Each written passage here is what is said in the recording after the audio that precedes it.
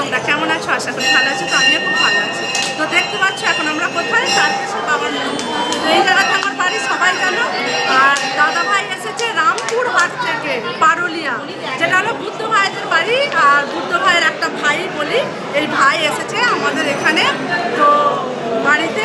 তো তোমাদেরকে এই ব্লগটা দেওয়া হয়নি যেহেতু দিদি ভাইদের বাড়িতে এসেছিল। তো ওখানে মানে আজকে গেছে, ওখানেই ছিল। আর আমার বাড়িতে আনার একটু পরিস্থিতি খারাপ ছিল বলে আনি। তো তোমরা দেখতে থাকো। আর ভাই কত ভালো আর এসেছে, আমাদের খুব গর্ব। তো ভাই তুমি কিছু বলো। একটাই কথা, আর এই বাবার মন্দিরে এসে তো সত্যি সত্যি নিজেকে অনেক গর্ববোধ মনে করছি, কারণ জীবনে প্রথম আর বাবার স্থান, আর বাবাকে দর্শনও করলাম আমরা, খুব খুব খুব ভালো লাগলো। অন্য টাইমে এসে সবাই মানে পাই না একদম। আর আমাদের ছেলের এই হলো দেখতে পাচ্ছ সুস্মিতা, এখানে আছে একদম। তো শর্মিষ্ঠা বোন, মাধবী দিদি, আরও অনেকে আছে। তো সবাইকে ক্যামেরায় দেখাতে পারছি না, এখানে দিদি আছে।